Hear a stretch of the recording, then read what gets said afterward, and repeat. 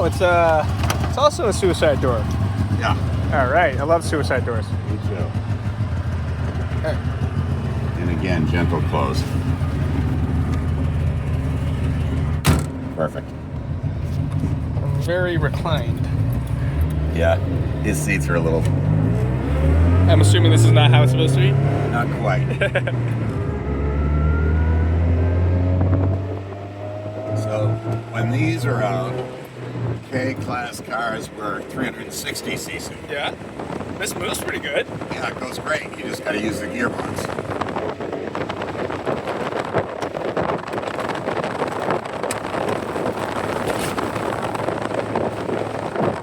360cc two-stroke. Yeah. 3-speed manual.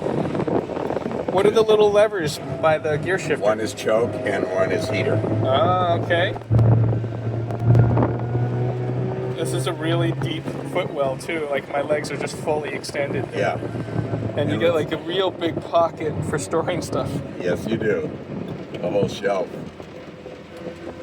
And they're sprung really, really soft. I saw you, when you took it out, it was like very springy. It's Yeah, kind of so like the 2CV you were showing me. Yeah, but you can kind of do it like a lowrider. Watch.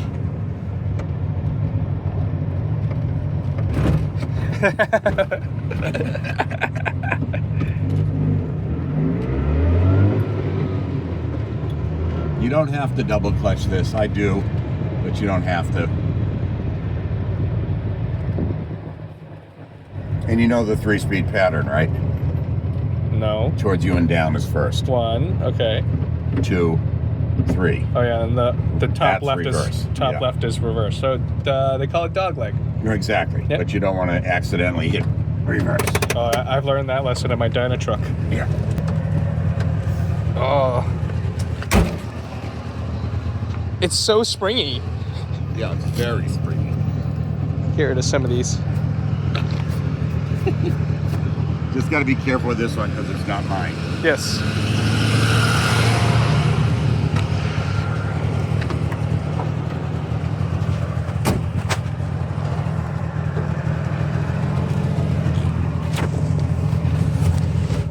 Oh yeah. The seat's not supposed to be that far back. Yeah, my butt is on like the rail. Yeah. Tailbone's right on the ledge there. It's a little awkward.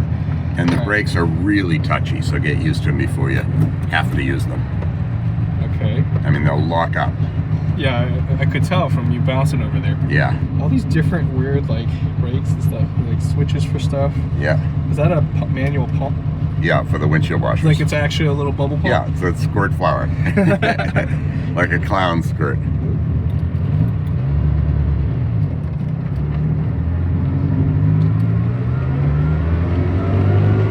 You kind of point it here. Huh? You want that to over here? Second. So this was like, was this sold here originally because it's miles per hour? Yes. And if you bought one of these from Japan, you'd be over there. Right. No, that's a wonderful story. Malcolm Bricklin brought them in. Yeah. You know the Bricklin safety cars? The Bricklin, the SV or something? Yes. Yeah. So before he did those, he did these. And after he did these, he did the Yugos from Yugoslavia. He was just bringing in random stuff? Yeah, but the story is fascinating because he was bringing these in 68 and 69. Yeah. And in 69, DOT put in the EPA standards. Yeah. And you had to pass emissions. And these wouldn't pass them because they're 2-strokes. Okay. So he had 3 shiploads on the West Coast, and he couldn't sell them to the public anymore. Yeah. So he didn't know what to do with them. So he found a loophole that said you couldn't sell them to the public, but you could give them to the public, and you could sell them wholesale. Okay. So he sold them to Chevy and Caddy dealers on the West Coast. Yeah. And if you bought a new Caddy in 1970, instead of a rebate, they gave you one of these. So you could go home and tell the wife you got her a new car as well. Yeah. You know, you drive home in your Caddy and you show her little Subaru. So it was really quite a story. And then when that dried up, he still had more than he could sell. So he also was in the business of recycling waste tires. Yeah. So he was buying real estate all around the country and paving a little track Yeah. and lining it with used tires, which were hazardous waste. Yeah. And for $100,000, you bought a fast track franchise, Yeah. which was 10 Subaru 360s, the real estate, the paved track, and the tires. Okay. And he got Andy Granatelli and a couple of other famous racers to promote it. And he sold these franchises. And every time that, you know, customers rolled over one of the cars, he'd sell them another replacement car. Yeah. And then when that dried up, he found a loophole for dune buggies and kit cars. And he ripped the doors off and he made a fiberglass threshold sill. So this guy was just out there screwing around. Yep. Like decades. Right. And he sold them as, they were called, I can't remember what they were called, but they were little dune buggies. And then he took the bodies off completely and put a fiberglass dune buggy body on them and sold the rest of them. He was a scam artist. It's really an interesting story to read about. Was it really a scam though? Well, I don't know. Like, Watch him. He was Yeah. getting you. He's just trying to sell some little cars. Yep, exactly. And I mean, the rest is history. You know, imagine he was doing that in 1969 and how silly this car is. Yeah. And look where Subaru is today in America. Yeah, they sell real cars. Yeah. Isn't it great though? I like it. Yeah. I just wish this bar wasn't in my butt. Yeah. It's hard to sit because if I scoot back too far. Yeah, mine's more comfortable in this one. All right, I think I found the sweet spot. But I'm very reclined. Yeah. This is the gangsta lean. We're going 40 miles per hour.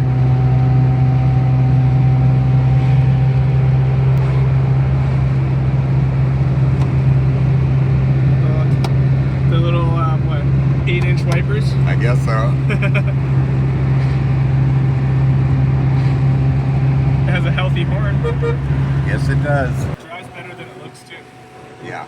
Like, even though it's so like softly sprung. Again, it's decent well. It does. Like, I'm also not, I guess I'm really not going that fast. It seems like I'm going fast, but I'm not. Yeah, it has the illusion of speed. It makes enough noise to make it seem like it's going fast too. I love the noise. I love the two-stroke noise.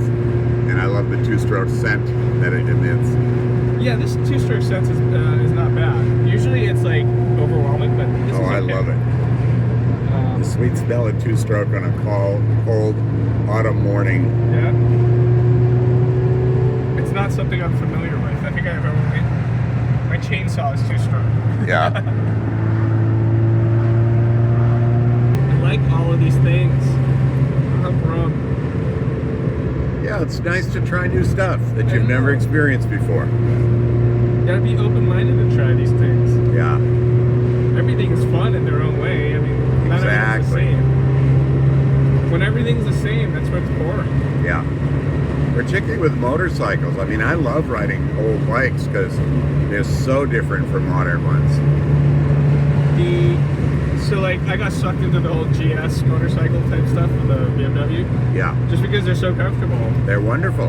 In New Hampshire, the Max BMW, I'm actually wearing their shirt right now. Yeah. But they let you basically just ride anything because they have a demo bike of everything. Yeah. So if you ever show up for maintenance or even just show up, they'll let you drive anything. Yeah. And I was like, hey, I'll try the little GS, the 310. And the suspension is clearly not the same. Right. Like it's much, obviously it's a much cheaper bike, but like it's similar. It kind of does the same thing, but it's just more crude. Yeah. But it's more of that. It's such a small motor, you can like wring the thing out, and you're like at the limits of the bike very easily. Actually, if you take it wide, you can do a U-turn in the apron. Maybe, but I got cars coming. Yeah. Wait for your opportunity. Nobody's gonna bother you. It's rush hour in Hudson. It's a lot of cars. Yeah. It's crazy. Every day. Letting me go? I'm just gonna Yui, I guess. Why not? Alright, come on. Clutch is a little bit weird. You're just not not used to cable clutches. The AZ-1 is a cable clutch. Oh, is it? Yeah, It's that's more right. direct than It this is, thing. yeah. This thing's a little bit vague. Yeah, well. The cable in the AZ-1 for the clutch is 144 inches long. Wow. That's longer than the car. Yeah, isn't that weird? Because it goes out the front from your foot and it curls around the back. Right. Curls around again to get the transmission. Is it a single plate dry clutch or is it a multi-plate wet clutch? Dry clutch. Single. I don't know the difference between single plate and multi. Yeah, so this is motorcycle technology. It's a circular disc with friction material on both sides. Little squares of it all the way around. This is like 5 circular discs and 5 steel discs between them. Okay. Like a pack, a cassette pack. Yeah. Like a motor. Have you ever had a motorcycle clutch before? I've looked at the one in the Suzuki V-Strom. Yeah. It's a stack of stuff. Right, exactly. So that's why it feels different to you. Okay. So if I actuated by hand, it might be better. No, I think it just feels different because it's you're splitting apart 5 pairs of discs instead of 1 because you don't have the big diameter. Yeah, but I've always found my hand to be better at operating clutches. I see, yeah. Because, I mean, I also learned on a motorcycle. Right. So that's what I got used to. And plus, driving a car with something like that, I've never driven a car like that. So this is the first time. Yeah. It's just a weird feeling that you just kind of get used to. But when you think about, a 350cc motorcycle, and you think that it pulls this car along at 70, it's impressive. This thing has good pickup and power. And I know. It's not lacking of power. Right.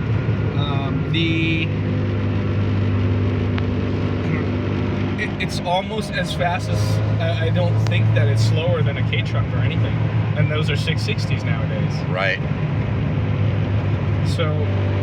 But they're 4-strokes, aren't they? They are 4-stroke, 660. Usually it's a single overhead cam, non-turbo.